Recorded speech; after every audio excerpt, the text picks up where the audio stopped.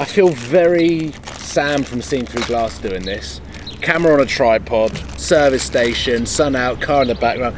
Hello one and all! We are 4 hours into our drive back from Stuttgart to Calais, and then we're back in the UK, which even though the weather is as great as it is nice to be back on the road and heading home. It's been a pretty good road trip. I think it is safe to say that we have accomplished a fair amount.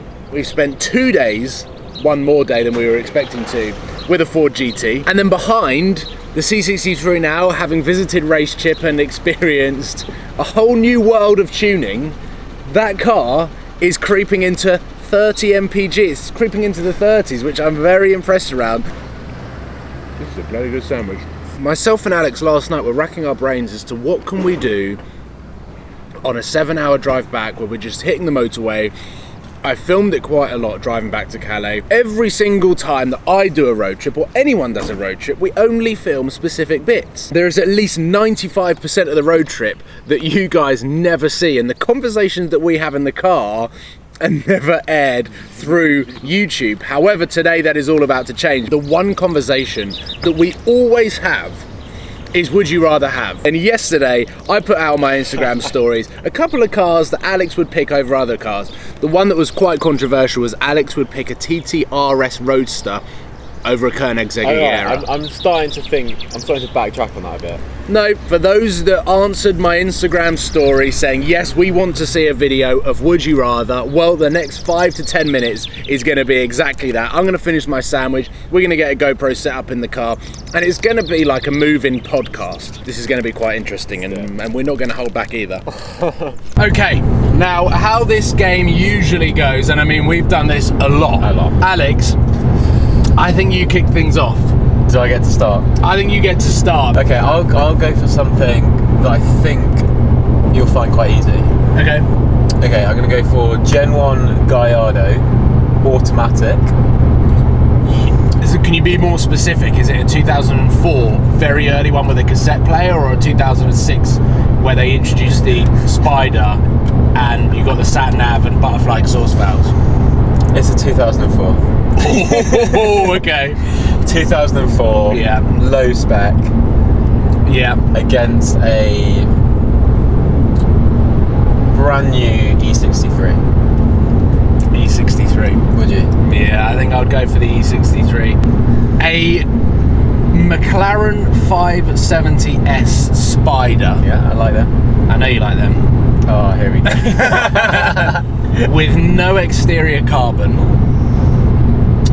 Alcantara inside, and a little bit of carbon, sports exhaust, or a Gumball Mirage GT.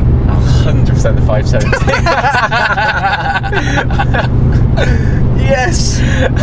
Car of the moment for a pista, or a car that's had its moment, a previously written off but now rebuilt Aventador. What's the specs on the two cars? Okay, Pista is launch spec. Okay, so red. Yeah.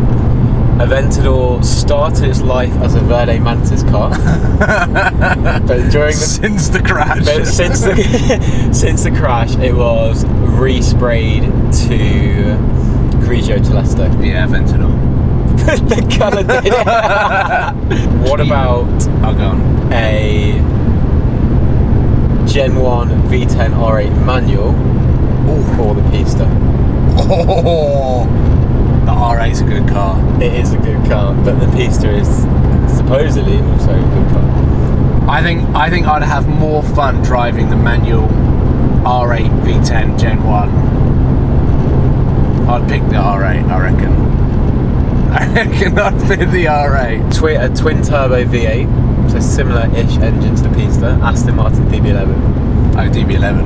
I feel like I'm doing better at this game than you are. Yeah. Well, I think I'm more predictable than you. Maybe. You go new, prestigious brand, well spec'd, and there's a high chance I'm choosing that over most things. 2017 Porsche Boxster 718 GTS. Mm-hmm. In whatever spec you want, Miami blue for all I care. Or an SLR McLaren. I'll make it a 722.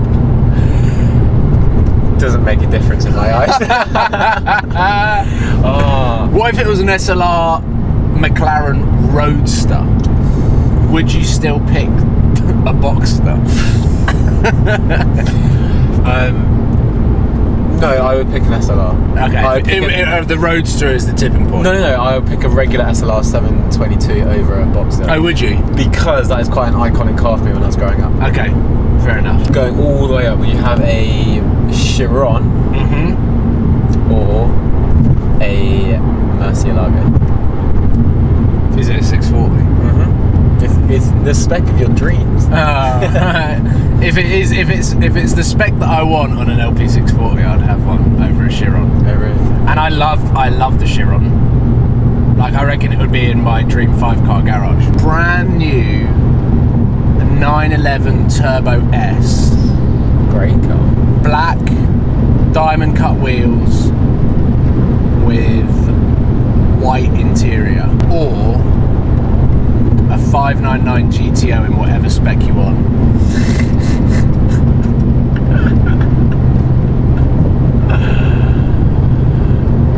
Was it a turbo cabriolet by any chance? Yeah. Did I not say that? No. Yeah, cabriolet. I think I'd say the turbos. Okay, what would be the tipping point? Would you take a standard F12 in whatever spec over a Turbo S, brand new? Yes. Now, name the 3 worst supercars that you think have come out in the last 3 years. In the last 10 years, the 3 worst supercars. And it doesn't necessarily have to be down to the way that it drives or the performance. Just in your eyes, The ones that I just the want to ones want to that just do nothing for you. Okay, I'm gonna start with the Ferrari California T. So, see, I was immediately thinking Ferrari California, but is it a supercar? Are we classing that as a supercar? Yeah, it's a Ferrari. Yeah, but okay. The reason why I'm saying Cali T over the California is that I think you can make a California sound much better. Therefore, when you drive it, you might get more of a feel that you're driving a Ferrari than the California T. The California T looks better than the California, but it's still fundamentally a really, really soft front-engined, boring Ferrari with a really, really, really dull sound. Okay, yeah, I'll give you that. California T. I will go for the... Let's go as controversial as you want as well. I've got a really good one. Okay, Koenigsegg Agera RS. Koenigsegg Agera RS. Okay. For any particular reason? I just couldn't imagine myself owning one. I think it's got too much performance for me to feel comfortable in it. Yeah. It's wildly impractical. Yeah. You know, if I have a supercar, I want to be able to use it to some degree. I think in Agera, I look at it, I'm like, I can't imagine any scenario I'd use that. I'm with you a little bit. I wouldn't say it's one of the worst. I think they're cool, and they do sound pretty wicked, and they look amazing, and the doors are cool. But okay, I'm not here to pick any bones. Here's a good one, and this is actually going to annoy a YouTuber that I'm saying this. Okay. Aston Martin Vantage GT8. Now, the GT12, fine. Put a V12 in a crazy Vantage and have it as the last hurrah from the Vantage, especially with that engine. Yeah. Like, it is incredibly heavy and it's still quite a slow car. I mean, did you watch it in the Supercar Driver Drag Race when the GT12 raced against the AMG GTS? It got obliterated. Like, it was quite embarrassing. What annoyed me about the GT8 was that it is so unnecessary to put that aero and kit on a car that is that slow. Yeah. It's so shouty and loud, which I love, but it's shouting for no reason. Okay.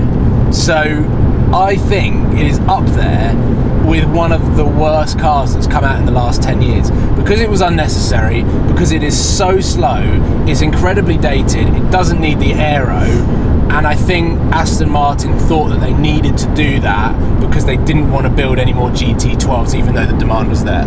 So everyone that didn't buy a GT12 bought a GT8, and now you're seeing the consequences because there are a ton of them on Auto Trader and their price is going down. Okay. Is that brutal or not? No, not overly. I'd agree with most of that. Yeah. BMW i8. BMW i8 is a very, very good car for this. It's a good car, it's a cool car.